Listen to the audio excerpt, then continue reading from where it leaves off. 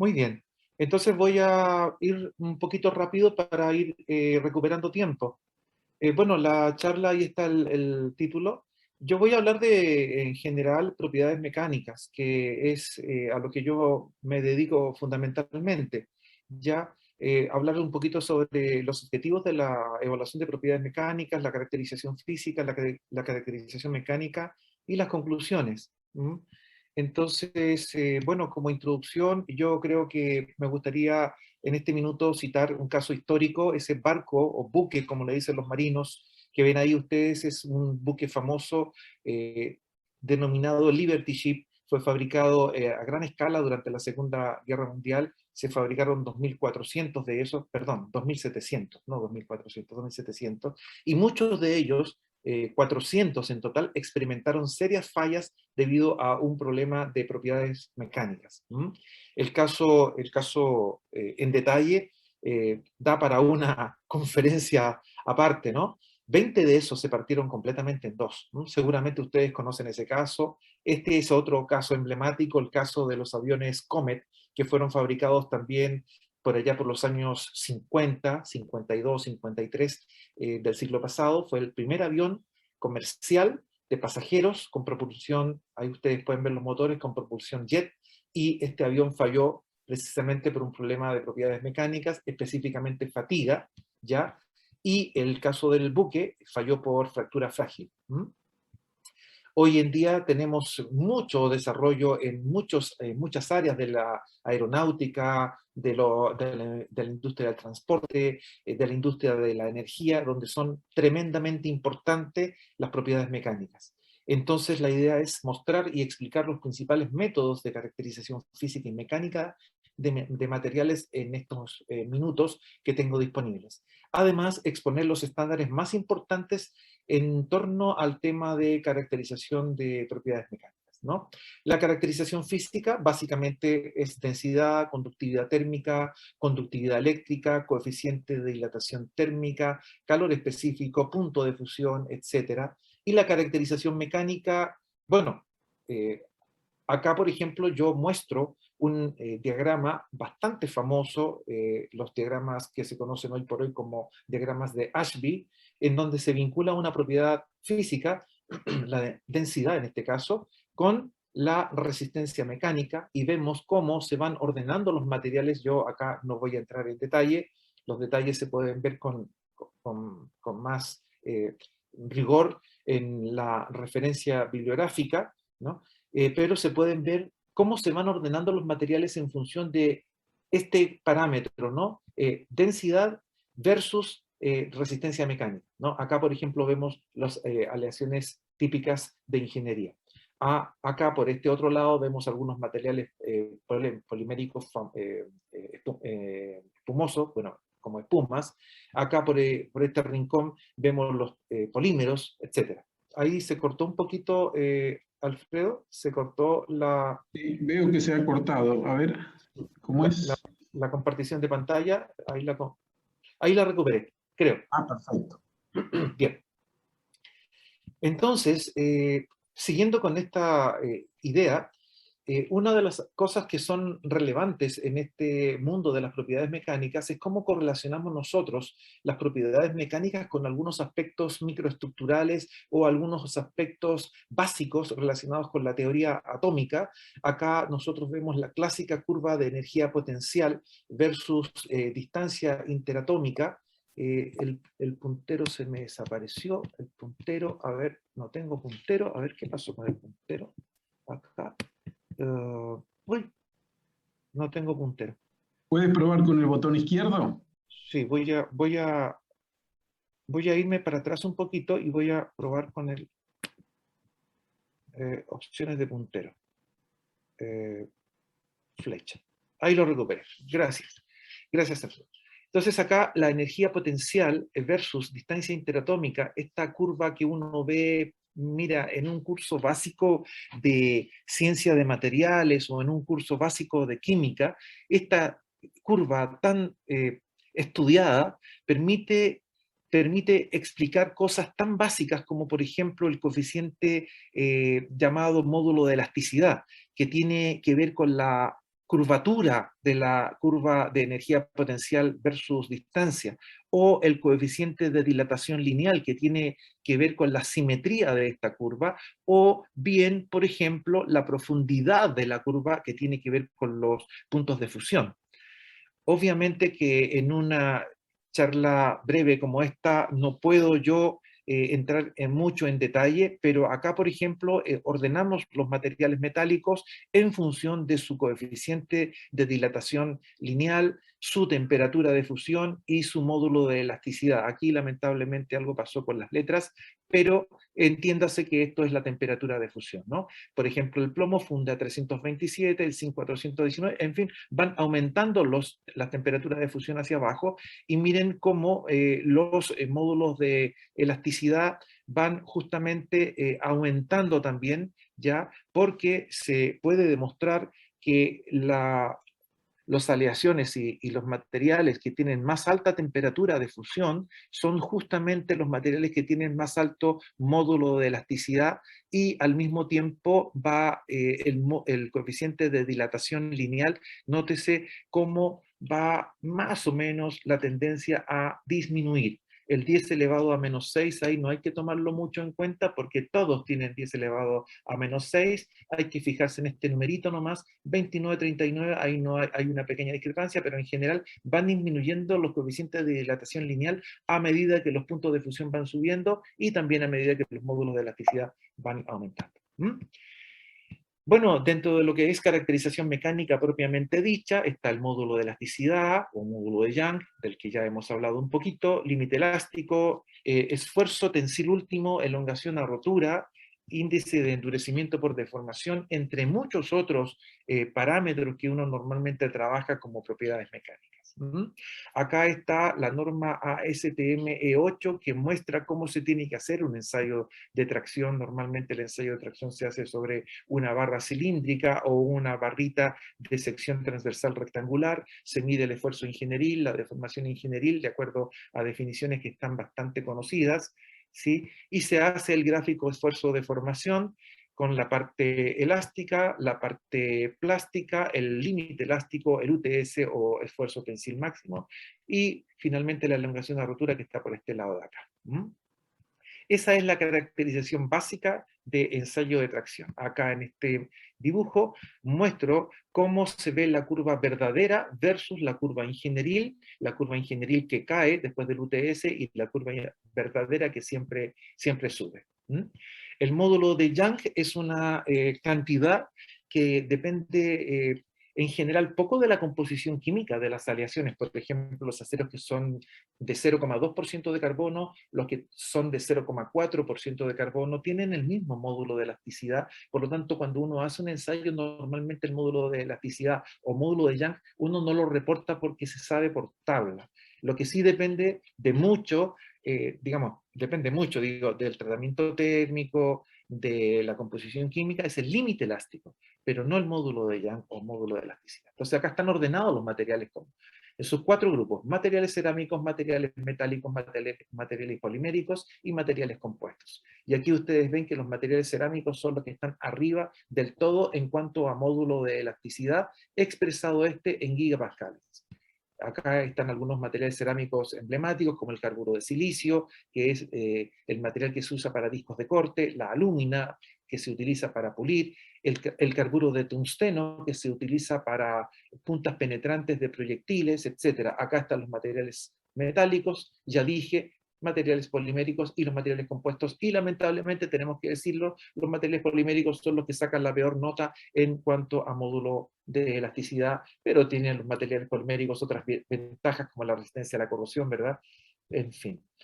Típicamente bueno, estas cositas me las voy a ir saltando porque tengo poco tiempo, así que voy a ir avanzando rápido. Acá está la lista de límites elásticos, perdón, no módulos, límites elásticos, ya ordenados nuevamente por tipo de materiales. Aquí nuevamente los materiales cerámicos se sacan la mejor nota, pero ojo, aquí hay un detalle: los materiales cerámicos no tienen límite elástico porque los materiales cerámicos no tienen transición elastoplástica, solamente se colocan aquí los materiales cerámicos para tener una suerte de comparación con los otros materiales que sí tienen comportamiento elastoplástico. Aquí están los metales, aquí están los polímeros, que ya sacan mejor nota, ¿verdad?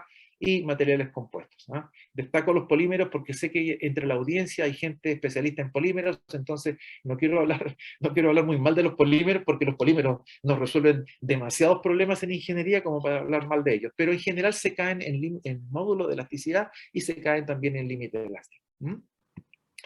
Bueno, el índice de endurecimiento por deformación es otro parámetro importante. Todos sabemos que cuando un material se deforma plásticamente, crece su resistencia mecánica debido a la acumulación de dislocaciones. Cuando uno, ¿cierto?, deforma, quita las cargas y luego vuelve a deformar, aparece un segundo límite elástico más alto que el primero, que es este que está acá, ¿cierto? Tenemos este límite elástico inicial, este límite elástico después de deformado, y eso hace que nosotros hablemos en general de endurecimiento por deformación. Y el endurecimiento por deformación, ahí están los dos límites elásticos, ¿no? El inicial y el una vez deformado. Y el endurecimiento por deformación nosotros lo capturamos en esta parte de la curva, en la parte creciente de la curva. Y para esa parte creciente de la curva tenemos el ajuste de Holomon, en donde el n, que está en el exponente de la deformación, ese n nos da un indicio de cuánto se endurece el material por deformación. Luego podemos hablar de propiedades de fractura. En propiedades de fractura tenemos el ensayo de Charpy, la velocidad de relajación de energía, ahí me falta una E, el factor crítico de intensidad de tensión es K1C, la integral J, el trabajo esencial específico de fractura, en fin, tenemos una serie de ensayos. Pero sin duda, por lejos, el más importante y más famoso ensayo de fractura es el ensayo de Charpy, que está descrito en la norma ASTM E23. Ahora, con respecto a este ensayo de Charpy, mira, se puede hablar un montón de cosas del ensayo de Charpy. Por ejemplo, podría partir diciendo que es fácil de hacer, ¿ya? La probeta es la que ustedes ven ahí, ¿ya? Tiene una longitud de 55 milímetros, una sección transversal de 10 por 10, ¿ya? Y una entalla ahí de 2 milímetros de profundidad. Oye, qué cosa más simple hacer esta barrita, ¿cierto? Ponerla en el dispositivo, aquí está puesta la barrita en el dispositivo, dejarle caer el péndulo desde una altura h, romper la probeta, por lo cual el péndulo llega hasta una altura h' menor que la inicial. ¿Qué ensayo más simple desde el punto de vista conceptual, más simple de hacer en la práctica y más informativo? Sí, hay que decir otra cosa.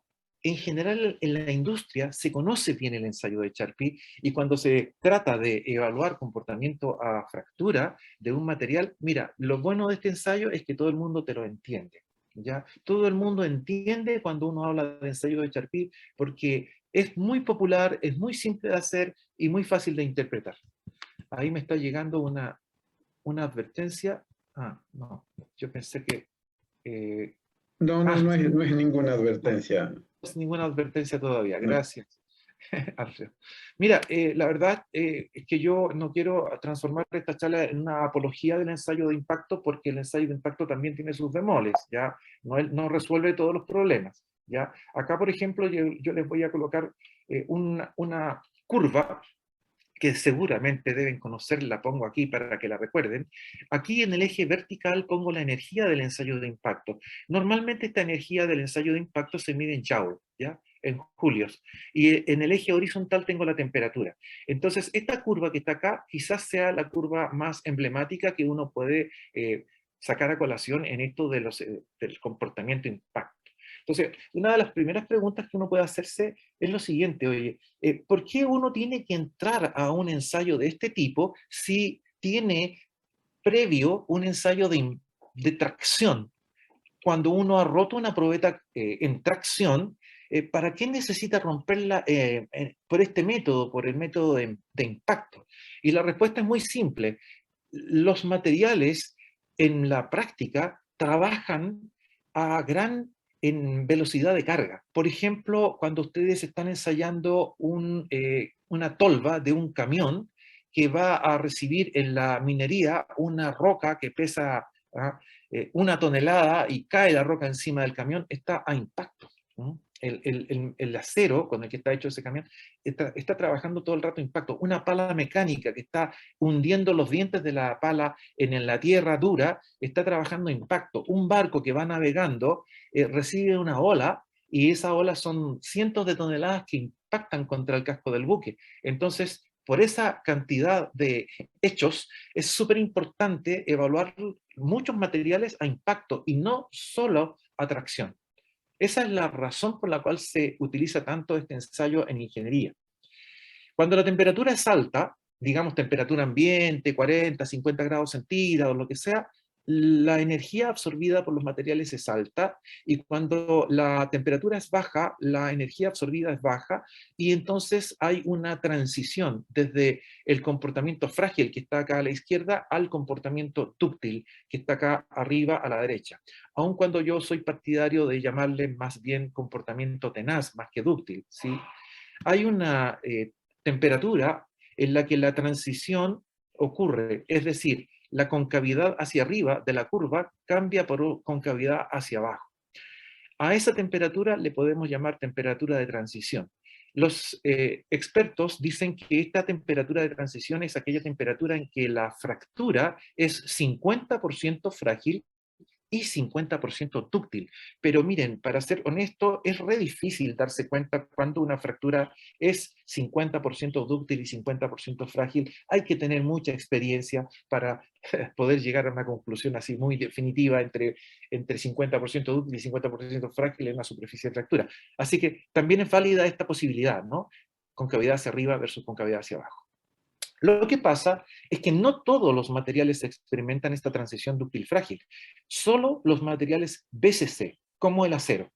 En cambio, los materiales FCC no tienen transición dúctil-frágil, siempre se mantienen en el rango, digamos, tenaz, ¿ah? Siempre responden muy bien a impacto, y acá no pongo, o si pongo, no pongo los materiales HCP que están siempre por acá abajo, no los puse porque en realidad no tienen importancia desde el punto de vista de impacto, aunque en rigor los debiera haber puesto, los materiales HCP, como por ejemplo el grafito, ya material HCP típico, y el otro típico es el zinc, también es HCP, tiene muy mala respuesta a impacto.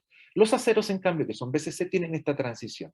Y cuando los aceros tienen más contenido en carbono, esta curva se va para abajo. O sea, la respuesta va hacia la respuesta frágil. Y pasando a temas ya vinculados con fractura propiamente dicho, acá tenemos nosotros un globito, ¿cierto? Un globito que si nosotros lo pinchamos, este globito estalla. A eso le llamamos nosotros relajación de energía, y es lo que explica la rotura repentina de muchos sólidos. Este globito que puse acá es con lo que a mí me gusta partir explicando lo que es la teoría de Griffith, de fractura frágil, ¿no? En el cual el trabajo hecho por las fuerzas externas debe superar al cambio en la energía elástica del material más la energía absorbida por la creación de nueva superficie de grieta. Cuidado, que de un momento a otro, para no demorarme tanto, me pasé de lo que es el ensayo de impacto a lo que es la fractura frágil por propagación inestable de grieta. ¿Ya? Esto que está acá abajo, diferencial de W mayor o igual que el diferencial de U más GCT diferencial de A, es la ecuación propuesta por Griffith en el año 1920 para explicar la rotura en materiales frágiles. Fíjense bien, diferencial de W es el trabajo hecho por las fuerzas externas, diferencial de U es el incremento en la deformación elástica del material, y este término un poquito complicado que tenemos acá, ya, es la energía asociada a la propagación de grieta. Se supone que la grieta se propaga a un diferencial de A, en un material que tiene espesor T. Y G sub C es la energía por unidad de área asociada a la creación de esa grieta. Entonces, este GC es justamente la velocidad de relajación de energía medida en Joule partido por metro cuadrado. Nótese que G sub C, como se expresa en Joule partido por metro cuadrado, y T diferencial de área, T es un espesor, y T diferencial de área dije, me corrijo, T diferencial de A, porque A es la propagación de grieta. Entonces, T diferencial de A es un área, y el área multiplicado por la energía unitaria, la energía por unidad de área, nos da energía total. Y por lo tanto, esto que está acá es un balance de energía. En un curso ya un poquito más formal de fractura, se puede demostrar sin mucho esfuerzo que esta que está acá no es más que la primera ley de la termodinámica aplicada a ruptura de sólidos. Los valores de G sub C están acá, en general los materiales cerámicos, en el eje vertical pongo los valores de G sub C, los materiales cerámicos tienen bajo valor de G sub C, los materiales metálicos tienen un alto valor de G sub C, los materiales poliméricos tienen valores intermedios de G sub C, y los materiales compuestos también. Acá por primera vez vemos cómo caen los materiales cerámicos que tan bien estaban, ¿no? Antes, ahora se caen. O sea, los materiales cerámicos tienen un bajo valor de G sub C. ¿Qué quiere decir esto? Que las grietas se propagan muy fácilmente por los materiales cerámicos, ¿ya? Entendamos una cosa, que G sub C es, en definitiva, cuánta energía hay que introducir al material para propagar una grieta. Ligado justamente a esto, si nosotros multiplicamos G sub C por el módulo de elasticidad, nótese que G sub C es una propiedad del material, el módulo de elasticidad también es una propiedad del material, de tal manera que la multiplicación de E por G sub C también debería ser una propiedad del material. Si nosotros sacamos la raíz cuadrada a E por G sub C, vamos a obtener otro parámetro que denominaremos K, factor crítico de intensidad de tensión. Por alguna razón misteriosa, la raíz cuadrada no apareció. No sé por qué no apareció la raíz cuadrada. Piensen, por favor, que aquí va una raíz cuadrada que no quiso aparecer. El K se expresa en megapascal raíz cuadrada de metro y es uno de los parámetros más importantes en lo que se refiere a la mecánica de la fractura, a la mecánica de propagación de grietas en una estructura. Acá tengo una placa que tiene una grieta de longitud 2A, entonces ahí sí apareció apareció la raíz cuadrada, ¿no? Sigma multiplicado por la raíz cuadrada de pi por A igual a K, que es lo que se utiliza normalmente para explicar los fenómenos de rotura en sólidos. Acá hay una gráfica con valores de K. Como siempre, los materiales cerámicos son los que tienen menores valores de K, los materiales metálicos, los reyes, aquí de todas maneras, los materiales poliméricos ahí entre medio, y los materiales compuestos, algunos bien, otros no tan bien. Y las conclusiones, para ir cerrando, me voy a saltar esta partecita para ir ahorrando tiempo. Las conclusiones son las siguientes, esto no lo voy a hablar porque esto es algo muy demasiado profundo, ¿no? Como para hablarlo en corto tiempo. Entonces voy a saltarme también el ensayo de flexión. Perdónenme, pero me dijeron que tenía poco tiempo, así que me voy a saltar algunas cositas. Y Alberto, perdón, tenés unos minutos más, ¿eh? No te preocupes por el tiempo, ¿eh? Si querés comentar algo en particular, tenés tiempo, ¿eh? Gracias, Alfredo. Bueno, sí, yo creo que una de las cosas que me gustaría hablar, un poquito relajado, es sobre fatiga. Ya, yo hablé sobre tracción, hablé sobre ensayos de impacto, hablé sobre propiedades físicas, luego me salté a la parte de fractura, y por supuesto no puedo cerrar una charla de propiedades mecánicas sin hablar de fatiga. La fatiga, en el fondo, es carga cíclica, ¿cierto? Que entra en un material, como acá, por ejemplo, yo tengo una viga cantilever, ahí hay unos rodamientos que permiten que esta viga gire, tengo una carga excéntrica, y acá arriba tengo tracción, acá abajo tengo compresión, porque la curva elástica me muestra que acá arriba siempre va a haber tracción y compresión acá abajo. Cuando yo roto en 180 grados, voy a obtener, aquí está la tracción y aquí está la compresión, ¿no? Voy a obtener un ciclo de tracción, compresión, ¿cierto? Y ese ciclo que está ahí, tracción, compresión, va a introducir un daño.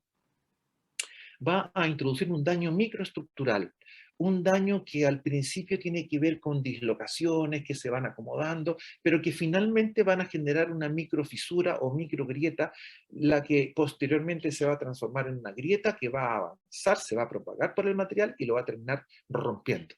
¿Ya? Eso es en esencia y muy resumidamente lo que ocurre en fatiga.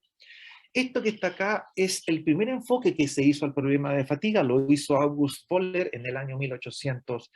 60, voy a repetir la fecha, 1860, no es un error, es el año en que se da inicio a todo este estudio de fatiga, con las curvas más famosas, yo creo que existen en el mundo de la fatiga, que son las curvas SN, esfuerzo en el eje vertical, de ahí viene la S, y número de ciclos en el eje horizontal. ¿Ah? Esfuerzo versus número de ciclos.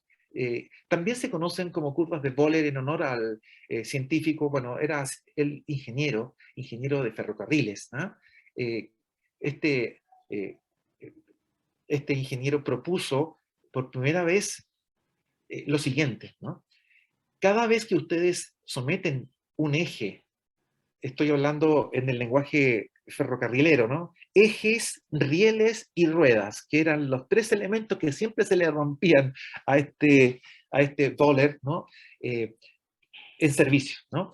Cuando uno bajaba el esfuerzo, el número de ciclos que podía durar una pieza aumentaba, aumentaba, aumentaba, ¿no? Él entonces se dio cuenta que había una suerte de curvas que siempre se iban produciendo cuando él estudiaba la rotura de ejes, rieles y ruedas. Y además él notó que había una suerte de asíntota acá abajo, por debajo de la cual no se producía fractura. Y a esa asíntota, que lamentablemente no la tengo marcada acá, pero se las cuento, es denominada hoy por hoy el límite de fatiga. Por debajo de esta asíntota ya no hay rotura por fatiga. Entonces él empezó a ensayar diversos materiales y empezó a darse cuenta de que había esta correlación.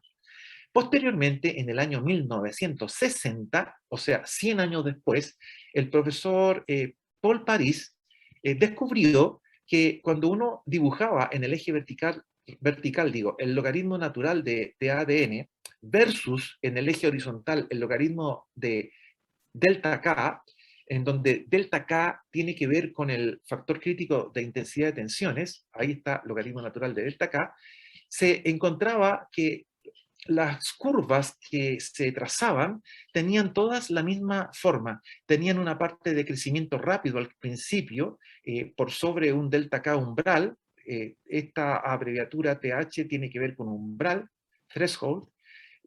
Después de un crecimiento muy rápido se estabilizaba el crecimiento a una suerte de línea recta y posteriormente en una tercera etapa el material, digamos la grieta, se ponía a crecer a una velocidad descontrolada y se rompía el material acá arribita, ¿no?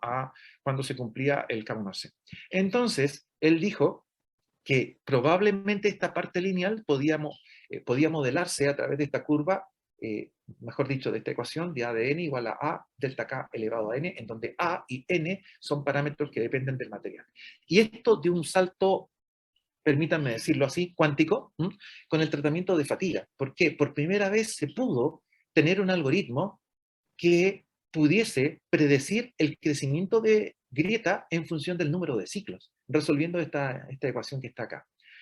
Posteriormente a París, en el año 1960, vinieron otros investigadores que fueron puliendo esta ecuación. Hoy por hoy se conocen otros parámetros, otros modelos mucho más sofisticados, pero que en definitiva arrancan todos de esta idea básica, ¿no? Bueno, el delta K, por cierto, acá lo escribo, es el delta sigma. Acuérdense que estamos en un proceso de fatiga, entonces delta sigma es el esfuerzo máximo menos el esfuerzo mínimo, ¿no? Raíz cuadrada de pi por A.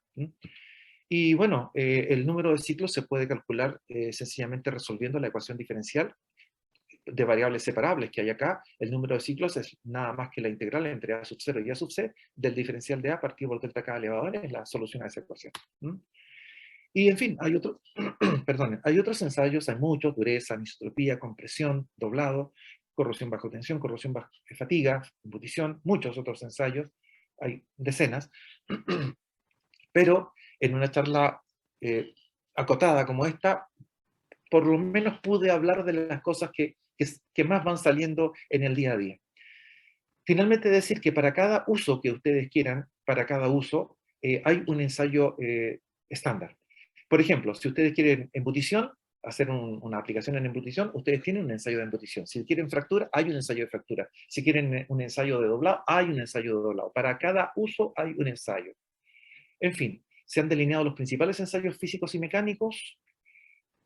¿Cuál es el ensayo que necesita usted para certificar su producto o su insumo? Bueno, eso toca conversarlo con cada cliente. Perdónenme, ahora estoy hablando en clave venta de servicios, no es lo que yo más disfruto, pero también hay que hacerle la pregunta a los clientes: ¿qué es lo que necesita usted? ¿Necesita doblado? Entonces hablemos de un ensayo de doblado. No del ensayo de tracción, porque el ensayo de tracción es uno de tantos. Por esa razón es que se necesitan profesionales que sepan mucho de ensayos mecánicos. Muchas gracias, Alfredo, muchas gracias, audiencia, y ahora estoy disponible para responder las dudas que ustedes planteen.